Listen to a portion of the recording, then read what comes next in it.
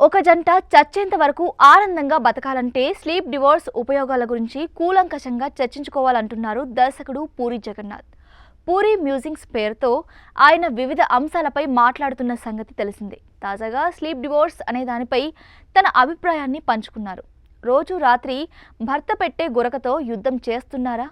ఒకరి దుప్పటి ఒకరు లాక్కుంటూ చిరాకు పడుతున్నారా? ఇలా ఉంటే welcome to sleep divorce club అని అంటున్నారు. ఇది కోర్టులో తీసుకునే డివోర్స్ కాదు, మీ బెడ్రూమ్ వరకు మీరు తీసుకునే ఒక చిన్న తీర్మానం. స్లీప్ డివోర్స్ అంటే ఒక ఇంట్లో ఉన్న భర్త భార్య వేర్వేరు గదుల్లో నిద్రపోవడం. ఇది లవ్లో బ్రేకప్ కాదు, ఇది ఒక చిన్న అడ్జస్ట్మెంట్ అంటూ చెప్పుకొచ్చారు.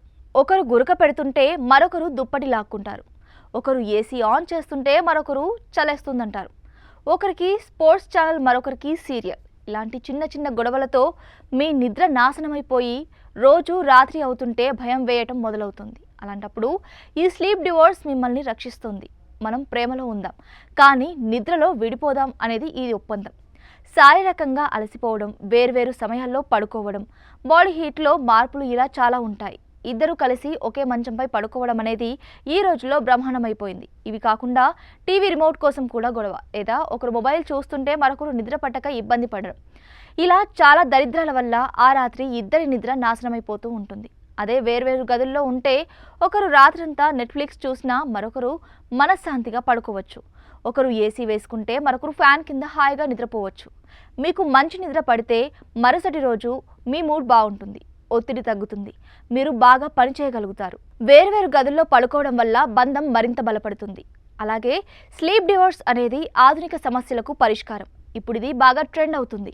ఇలాంటిది గతంలోనూ ఉండేది. రాజుగారు వేరే గదిలో, రాణిగారు అంతఃపురంలో పడుకునేవారు.